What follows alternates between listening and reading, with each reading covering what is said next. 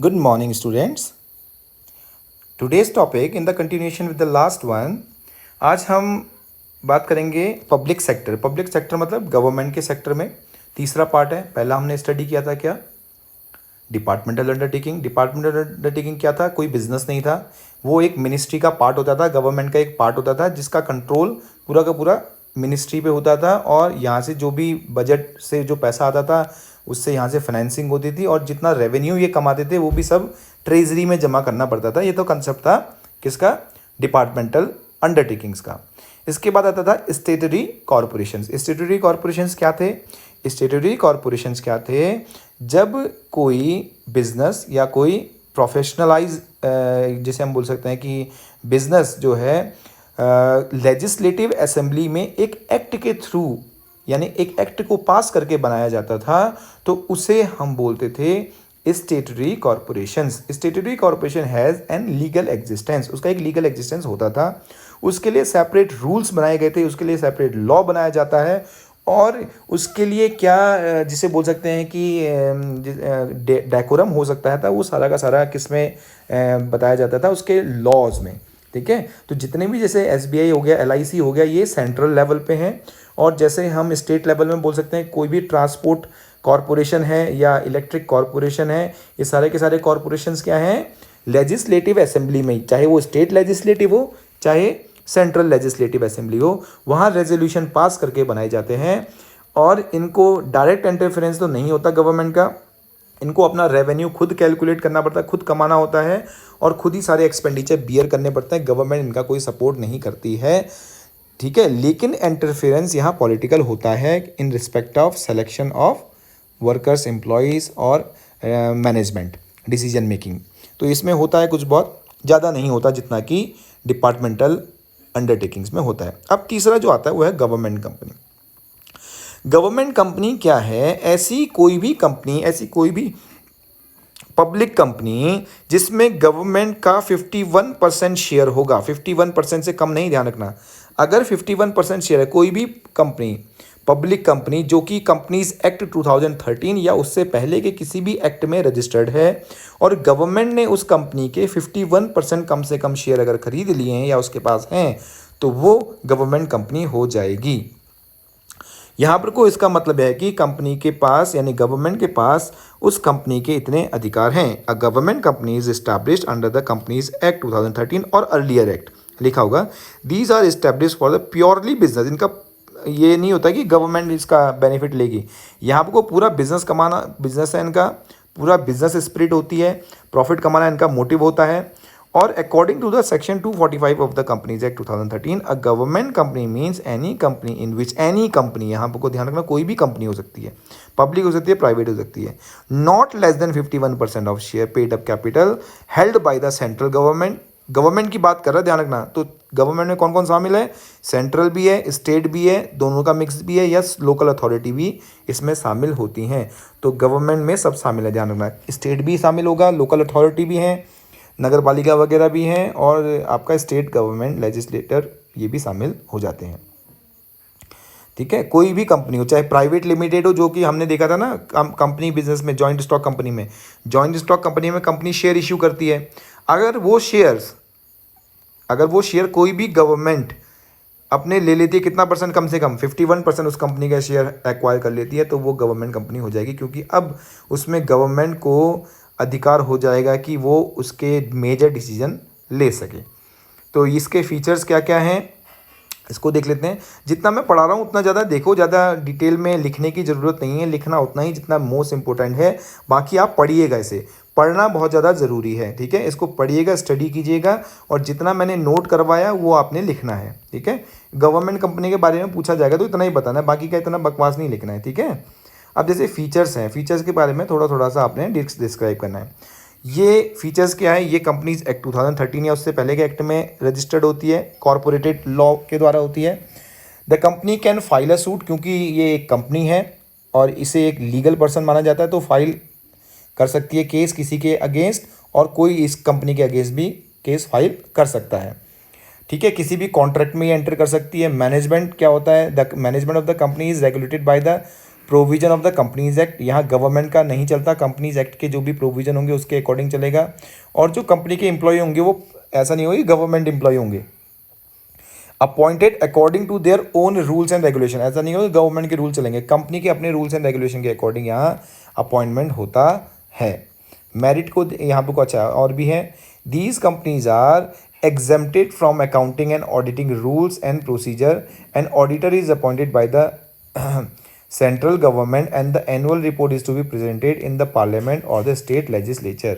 क्या होता है कि इसमें ऑडिट से एग्जाम तो होता है, लेकिन क्योंकि ये गवर्नमेंट के 51% पैसा इसमें लगा हुआ है, इसलिए एक ऑडिट रिपोर्ट यानी कि इसके अकाउंट्स के ऑडिट होते हैं और वो स्टेट लेजिस्लेटिव असेंबली में या फिर सेंट्रल लेजिस्लेटिव असेंबली में इसको रिप्रेजेंट करना पड़ता है कि आखिर कंपनी ने प्रॉफिट कमाया या लॉस कमाया, कितना परफॉर्मेंस है, क्या परफॉर्मेंस है। The government company obtains it's funds from the government share holdings and other private share holder. 51% तो गवर्नमेंट खुद पैसा लगा रही है, तो 49% किसका पैसा होगा? ऑब्वियसली मार्केट में पब्लिक का पैसा होगा, तो इसीलिए पब्लिक बोला गया है इसमें शेयर होल्डर से, ठीक है, प्राइवेट शेयर होल्डर बोले गए हैं। मेरिट क्या क्या है? Government company can be established bye fulfilling the requirement of the Indian company act. इसमें किसी भी गवर्नमेंट का इंटरफेयर करने की जरूरत नहीं है। इसकी एक लीगल स्टेटस होता है, लीगल एंटिटी होती है जो कि गवर्नमेंट से अलग है, जो कि उसके शेयर होल्डर से अलग है। भले ही गवर्नमेंट ने 51% शेयर लिए हों, इसका मतलब ये नहीं कि गवर्नमेंट ने क्या कर दिया, कंपनी का मालिक बन गया, नहीं, उसका एग्जिस्टेंस गवर्नमेंट से अलग होगा। ऑटोनॉमी, ऑटोनॉमी मतलब ये अपने हिसाब से डिसीजन ले सकती है, अपने हिसाब से मैनेजमेंट डिसीजन ले सकता है, action according to the business prudence. These companies, by providing goods and services at reasonable price, are able to control the market and curb unhealthy business practices। अब क्योंकि गवर्नमेंट कंपनी है, profit कमाने, देखो है तो कंपनी बिजनेस है, profit कमाने के लिए तो है ही, लेकिन क्योंकि अब गवर्नमेंट इसमें इन्वॉल्व हो गया तो गवर्नमेंट अननेसेसरी प्रॉफिट या फिर जिसे बोलते हैं अनएथिकल कंडक्ट को करने से रोकती है इस बिजनेस को। जिस भी बिज़नेस में गवर्नमेंट अपना कंट्रोल करती है उस बिज़नेस में अनएथिकल काम को करने से या फिर ऐसा प्रोडक्ट या गुड्स बनाने से कंट्रोल करती है जो कि मार्केट में हार्मफुल हो। यही बात बोल रहा है। लिमिटेशंस क्या है, कमियां क्या है? Since the government is the only share holder in some of the companies, the provision of the companies act does not have much relevance. तो कंपनीज एक्ट के ज़्यादा रेलिवेंस नहीं होते क्योंकि गवर्नमेंट अपने हिसाब से ही लॉ बनाती है। It evades constitutional responsibility which a company financed by the government should have. It is not answerable directly to the parliament। क्योंकि ये एक प्राइवेट या पब्लिक कंपनी होती है जिसमें गवर्नमेंट का ही क्या होता है, स्टेक होता है 51%, इसलिए ये डायरेक्टली पार्लियामेंट के लिए रिस्पॉन्सिबल नहीं है क्योंकि पार्लियामेंट से किसी भी तरह का प्रस्ताव पास करके ये कंपनी नहीं बनाई जाती है। ये आंसरेबल होती है अपने बोर्ड ऑफ डायरेक्टर को या मैनेजिंग डायरेक्टर्स को जो इसके मैनेज करते हैं, और शेयर होल्डर्स को। The government being the sole share holders, the management and the administration rest in the hands of the government. क्योंकि गवर्नमेंट का ज़्यादातर शेयर है इसलिए गवर्नमेंट के डिसीजन ही इसमें ज़्यादातर चलते हैं, बाकियों के डिसीजन इसमें मायने नहीं रखते, इसलिए लिमिटेशन ये भी आ जाती है। आगे बढ़ते हैं। ये तो हो गया गवर्नमेंट कंपनी के बारे में, इसके बारे में इतना काफ़ी है समझने के लिए, बहुत ईजी सा है। अब क्या हुआ, changing role of public sector. Changing role की मतलब क्या मायने हैं, मैं इसको आपको समझाता हूँ। देखिए क्या हुआ, हमारा इंडिया आज़ाद हुआ 1947 में, तो 1947 में ऐसी कंडीशन नहीं थी कि प्रॉपर रोड नहीं थे, प्रॉपर जिसे बोल सकते हैं टेक्नोलॉजी हमारे पास अवेलेबल नहीं थी, लोगों में इतनी एजुकेशन नहीं थी, और एजुकेशन के साथ साथ टेक्निकल नॉलेज की भी अभाव था। साथ ही साथ हमारे पास क्या था, हमारे पास प्रोडक्शन कैपेसिटी नहीं थी, ज़्यादातर लोग एग्रीकल्चर पे फोकस्ड थे। तो इसका मतलब है इंडस्ट्री जो थी, मैन्युफैक्चरिंग कंसर्न्स जो थे वो यहाँ पे कोई अवेलेबल नहीं थे। और मैन्युफैक्चर कौन कर सकता था? Private sector. प्राइवेट सेक्टर नए भारत में 1947 में जब भारत बना था वो क्यों इन्वेस्ट करेगा? अब वो इन्वेस्ट करेगा तो उसके पास फैसिलिटी क्या होनी चाहिए? रोड होनी चाहिए, आपके पास प्रॉपर एडिक्वेट इलेक्ट्रिसिटी का प्रबंध होना चाहिए था, पानी, वाटर, सारी चीज़ों का प्रबंध आपके पास होना चाहिए था, मार्केट होनी चाहिए थी, प्रॉपर एडवर्टाइजमेंट होना चाहिए था, लेबर होना चाहिए था। लेकिन ये जब चीज़ें नहीं हैं तो प्राइवेट के लोग पैसा लगाने से डरते थे कहीं उनका पैसा डूब ना जाए। तो ये इनिशिएटिव किसने करना पड़ा? गवर्नमेंट ने इनिशिएटिव लिया कि हम करेंगे किसका डेवलपमेंट, इंफ्रास्ट्रक्चर का पहले, जिससे कि हमें फैसिलिटी मिल सके कि हम प्रोडक्शन करें। तो गवर्नमेंट ने स्टेप उठाए क्या? डेवलपमेंट के लिए, इंफ्रास्ट्रक्चर के लिए। इंफ्रास्ट्रक्चर में क्या क्या गया? लाइट, पानी, रोड, डैम, ये सारी चीज़ें किस में आ गई? इंफ्रास्ट्रक्चर डेवलपमेंट में। और साथ ही साथ गवर्नमेंट ने शुरुआती दौर पे इंडस्ट्रियलाइजेशन यानी इंडस्ट्रियों में भी शुरुआत करनी शुरू, यानी कि इंडस्ट्रियों को भी इस्टेब्लिश करना शुरू किया, क्योंकि प्राइवेट लोग नए किसी देश में पैसा लगाना नहीं चाहते और रिस्क भी है इसमें। तो उन्होंने शुरुआत करी, इसीलिए ये चेंजिंग रोल यानी रोल चेंज होता गया। अगर इसको आपने ज़्यादा लिखना नहीं है, इसको पढ़ना है, यहाँ तक आपने अच्छे से स्टडी करना है, इसे समझ में आ जाए। शुरुआत कहाँ से करनी है? यहाँ से आपने शुरुआत करनी है इसको लिखने की, लेकिन कितना लिखना है ये भी देखते रहिएगा। डेवलपमेंट ऑफ द इंफ्रास्ट्रक्चर, तो सबसे पहला टारगेट गवर्नमेंट का क्या था after independence? To develop the infrastructure in respect of development of the industry. Infrastructure नहीं होगा, रोड नहीं जाएंगी, सामान कैसे पहुंचेगा, मैन्युफैक्चरिंग कैसे होगी, पानी नहीं होगा, इलेक्ट्रिसिटी नहीं होगी। तो ये मेजर पार्ट था, इसलिए गवर्नमेंट को जोर देना पड़ा। The development of the infrastructure is a prerequisite for the industrialisation. सबसे पहली, प्री रिक्विजिट का मतलब होता है पहली ज़रूरत है इंडस्ट्रियलाइजेशन की इन एनी कंट्री, किसी भी कंट्री में। In the pre independence period basic infrastructure was not developed, जैसे मैं बता चुका था, and therefore industrialisation progressed as very slow pace, बहुत ही कम स्पीड से वो बढ़ा। The process of industrialization cannot be sustained without adequate transportation and communication facilities, fuels and energies and basic and heavy industries. इनके बिना तो नहीं हो सकता था। The private sector did not show any initiative. अच्छा, मैंने आपको पहले बताया कि प्राइवेट सेक्टर ने इनिशिएटिव क्यों नहीं दिखाया? क्योंकि जब जिस देश के पास ये बेसिक एमिनिटीज़ नहीं होंगी, वहाँ पैसा लगा के मतलब नुकसान थोड़ी ना करना है, तो वो इतना हैवी पैसा इंडस्ट्री में नहीं लगाना चाहते थे। तो गवर्नमेंट ने ही क्या करा, इसमें सबसे पहले इंट्रोड्यूस करना शुरू किया। It was only the government which could mobilise huge capital, coordinate industrial constructions and train technicians and workforce. Trained technicians, train करना है टेक्नीशियंस को, क्योंकि देखो उस समय लेबर क्या नहीं थे, एक तो पढ़े लिखे नहीं थे, दूसरा टेक्निकली फिजिबल नहीं थे। Rail, road, sea, air transportation was responsibility थी गवर्नमेंट की। तो डेवलपमेंट ऑफ द इंफ्रास्ट्रक्चर में आपने क्या लिखना है? After the independence a major problem in front of the government is to development of the infrastructure so that pave the way for मतलब रास्ता दिखाना, pave the way for the industrialisation. हम किसको इंडस्ट्रियलाइजेशन को रास्ता दिखाने के लिए, डेवलपमेंट के लिए इंडस्ट्री और आगे बढ़े। सब तो ये चीज़ें फोकस की गई, इतना ज़्यादा नहीं लिखना, बेसिक कंसेप्ट को लिखना है। लीड इन्वेस्टमेंट किया गया, उसमें गवर्नमेंट का इंफ्रास्ट्रक्चर में जोर दिया गया, 5 ईयर प्लान्स में उसमें लिखा गया। आपने पढ़ना है, जब लिखने चलोगे तो फोकल पॉइंट में आपने लिखने हैं, मेन पॉइंट्स आपने समझने हैं। रीजनल बैलेंस, एक और समस्या गवर्नमेंट के सामने थी। एक तो थी इंफ्रास्ट्रक्चर की, चलो वो तो गवर्नमेंट ने कहा कि चलो हम देखेंगे इसे, हम इस पर जोर देते हैं, 5 ईयर प्लान में लिखने लग गए। अब आया रीजनल बैलेंस। हमें पता है कि इंडिया जो था स्वतंत्र होते समय कई सारे लोग गरीबी रेखा से नीचे जीवन यापन करते थे। रीजनल इम्बैलेंस था, गांव की जनसंख्या ज़्यादा थी, शहर की जनसंख्या कम थी, शहरी लोग कम हुआ करते थे।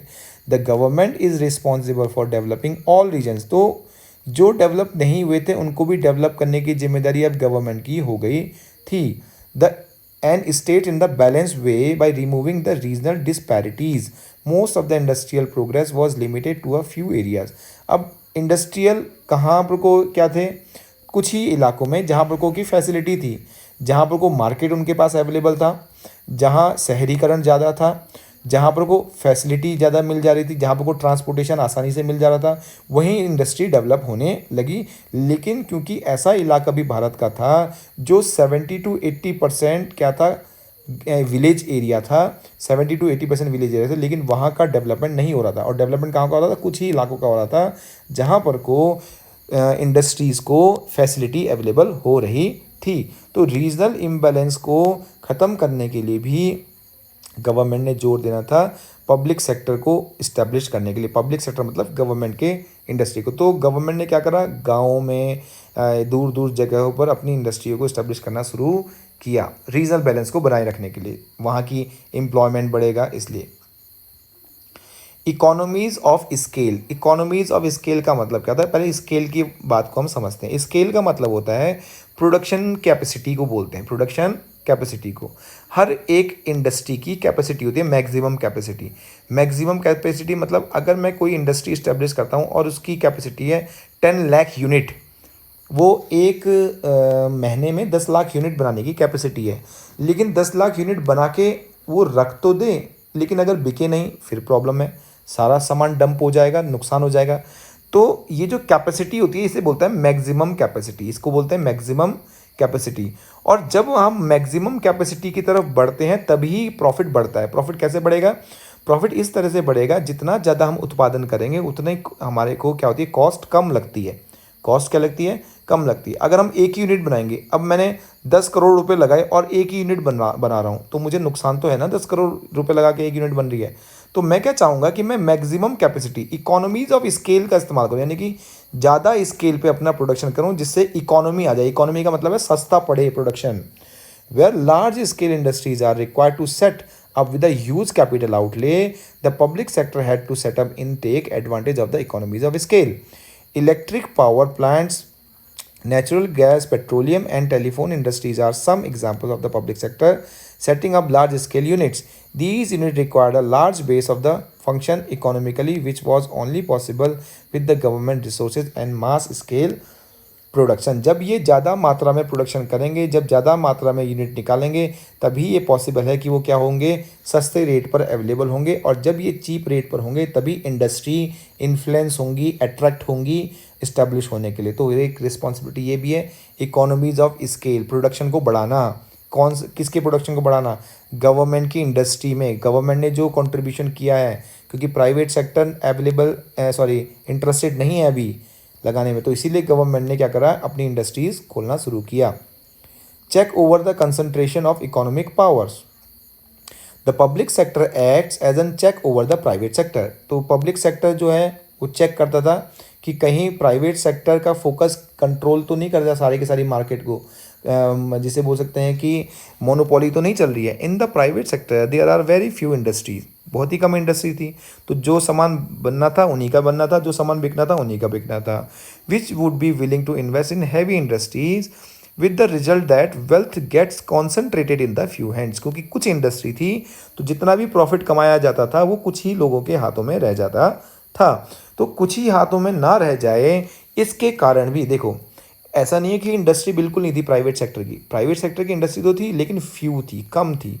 और कम इंडस्ट्री होने का मतलब ये है कि कम ही लोग सामान को बनाएंगे और बेचेंगे।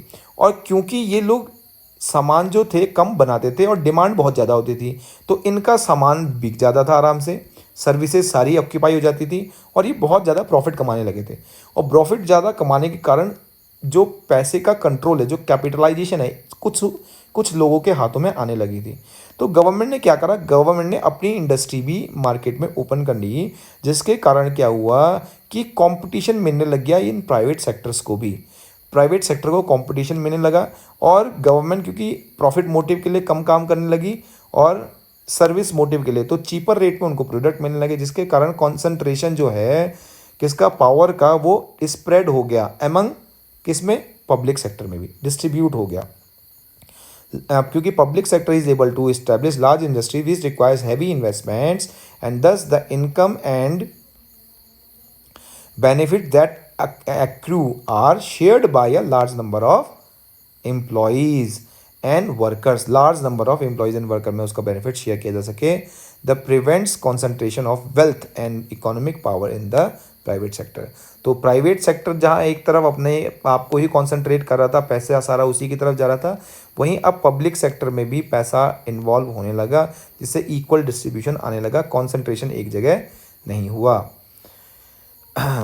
इम्पोर्ट सब्स्टिट्यूशन, देखो हम पहले क्या करते थे, पहले हमारे पास इंडस्ट्री नहीं थी तो हम ज़्यादा से ज़्यादा सामान को विदेशों से मंगाते थे और विदेशों से सामान महंगा आता था, महंगा उसकी ड्यूटी लगती थी और उसी प्रकार से अनएम्प्लॉयमेंट भी भारत में बढ़ने लगा था क्योंकि हम विदेशों से मंगा रहे थे, भारत का पैसा विदेशों में जा रहा था। तो गवर्नमेंट के पास एक प्रॉब्लम ये भी थी कि कैसे हम इस इम्पोर्ट को सब्स्टिट्यूट करें क्योंकि इंडस्ट्री तो है नहीं, तो इसीलिए उन्होंने इंडस्ट्री को इस्टेब्लिश करने की सोची थी। यह है इम्पोर्ट सब्स्टिट्यूट करने के लिए।